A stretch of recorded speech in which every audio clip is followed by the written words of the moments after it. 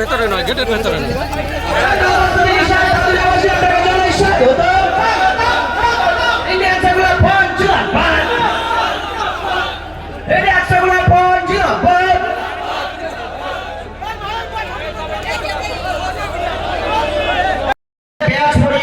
বরণ করে নেওয়ার জন্য সাথে সাথেই আমাদের আর এক জয়ী প্রার্থী শেখ হাসানুজ্জামান ভাই যদুরানী উত্তর, তাকে বলবো উত্তরীয় পড়িয়ে বরণ করে নেওয়ার জন্য। ইন্ডিয়ান সেকুলার ফ্রন্ট জিন্দাবাদ, ইন্ডিয়ান সেকুলার ফ্রন্ট জিন্দাবাদ, এই নওশাদ সিদ্দিকী সাহেব জিন্দাবাদ। এই বাদুড়িয়াবাসী আপনাকে জানাই স্বাগত। এবার ফুলের স্তবক দিয়ে বরণ করে নেবেন মিয়ারাজ মিস্ত্রি।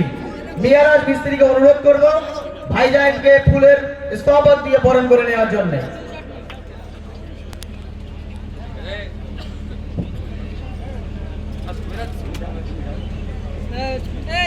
ইন্ডিয়ান সেকুলার ফ্রন্ট জিন্দাবাদ, নওশাদ সিদ্দিকী সাহেব জিন্দাবাদ। আমাদের বিরুদ্ধে আমাদের কাছে যে চ্যালেঞ্জ, ঐক্যবদ্ধ হয়ে একসাথে দেশের প্রত্যেকটা নাগরিককে আওয়াজ তুলতে হবে যে পাকিস্তানের বর্ডার থেকে পেহেলগাঁও 300 কিলোমিটার প্রায় দূর কিভাবে ওখান থেকে সন্ত্রাসবাদীরা এখানে আসলো, এসে আমাদের নিরীহ 26 জন নাগরিককে শহীদ করে আবার গায়েব হয়ে গেল। এর জবাবটাও কিন্তু মোদী অমিত শাহকেও দিতে হবে। পড়ালেখা ঠিকঠাক করেনি, 15 লাখ টাকা ঘুষ দিয়ে চাকরি পেয়ে গেল দুজন কি এক, কিন্তু যে মেধার ভিত্তিতে চাকরি পেয়েছে তার চাকরিটা আজকে বাতিল হয়েছে। এর দায়ভার তো সম্পূর্ণ রাজ্য সরকারকে নিতে হবে।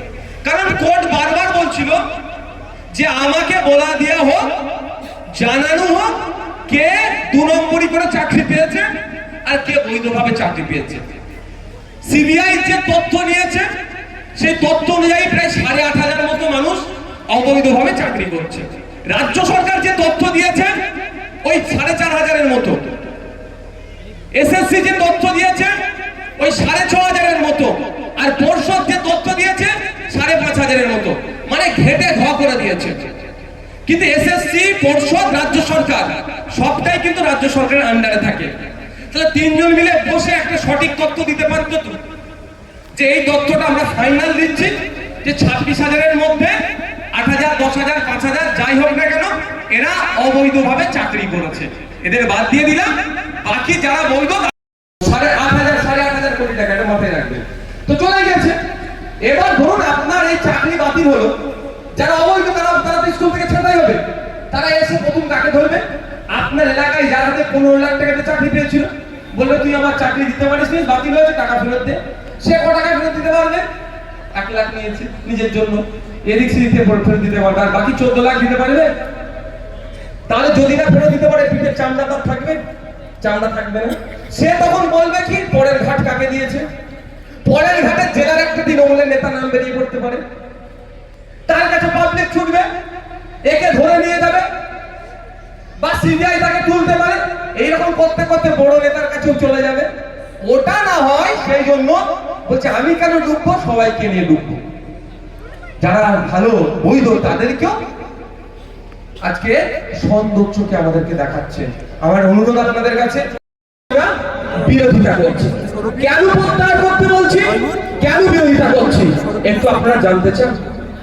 যারা জানতে চান একটু হাত তুলবেন। যারা জানতে চান হাত তুলুন। তো আপনারা জানতে চান তো ভাই, হাত নামাবেন না, একটু শুনে রাখুন। এটা জানতে হবে আপনাদের কেন আমরা এই বিলের বিরোধিতা করছি। কেন্দ্র সরকার বারবার বলছে তার কিছু লোককে দিয়ে এই বিলে নাকি মুসলিম মহিলাদের উপর যারা মারপিট করতে পারবে, যারা বোম মারবে, যারা অশিক্ষিত, যারা সমাজের নোংরামি করবে, যারা বুক দখল করবে, যারা হিংসা ছড়াবে, এই মুসলমানদের ভালো মমতা ব্যানার্জি করছে। আর কেন্দ্রের বিজেপি সরকার কোন হিন্দু মুসলমান নয়, শিল্পপতি যারা আছে, ওদের বন্ধু লোক যারা আছে, তাদের ভালো হচ্ছে। যখন বললো মোদী ভালো করবে মুসলমানদের, আমি বললাম একটু আইনটা তো একটু পড়তে হবে। তখন বিল ছিল, একটু পড়াশোনা করলাম, পড়ে দেখছি তো ভয়ঙ্কর ভাবে উপকার করতে চাইছে মোদী। আমার যেটা সন্দেহ হয়েছিল সেটাই বাস্তবে হয়েছে। সেই বিষয়ে আমি গুটি কয়েক কথা বলবো কেন আমরা বিরোধিতা করছি। সর্বপ্রথম বলি, সারা ভারতবর্ষে 32টা ওয়াকফ বোর্ড আছে। কটা? 32টি ওয়াকফ বোর্ড আছে। এই বোর্ডগুলোর মাধ্যমে কাজ কি? সেই রাজ্যের সেই এলাকার ওয়াকফ সম্পত্তি যেগুলো আছে দেখভাল করা। এই ওয়াকফ সম্পত্তি দেখভাল করার জন্য ডাইরেক্ট ম্যানেজমেন্ট যেগুলো নাই, যেগুলো মুতওয়াল্লি দিয়ে আছে, তার থেকে 7% ইয়ারলি যে রেভিনিউ আসবে তার 7% ওয়াকফ বোর্ডে আসবে। ওই 7% এসে কি হবে? জমা হবে। ওই জমা হওয়া 7% গুলোকে নিয়ে এক জায়গায় করে মুসলিম মহিলাদের বিবাহের জন্য খরচ করবে। আমাদের মনে হয় লাস্ট 15 বছর আমাদের পশ্চিমবাংলার ওয়াকফ বোর্ডের মহিলাদের জন্য 1 টাকাও খরচ করেনি। এটা এদের দোষ। তাহলে ওয়াকফ বোর্ডটাকে তুলে দেবো কি ভাই? হতে পারে? ওয়াকফ বোর্ডের ক্ষমতা কেড়ে নেওয়া হতে পারে?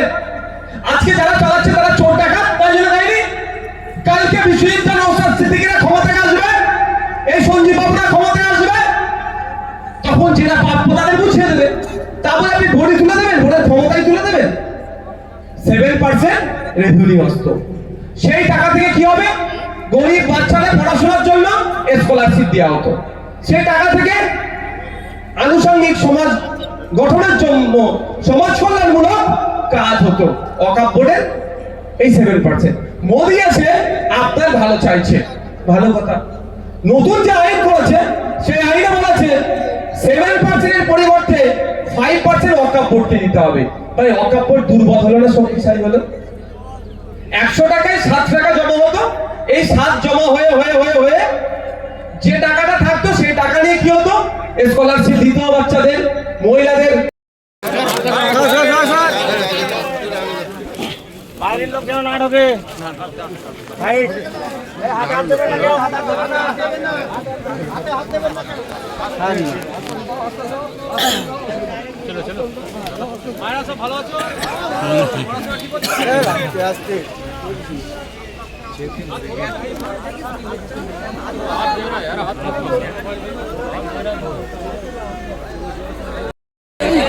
ভালো থাকো। আস্তে আস্তে করে বিদায় নাও, এখানে জায়গা খালি করতে হবে। সব ভালো থাকো। আসলাম। ঠিক আছে ভাই, ভালো থাকো।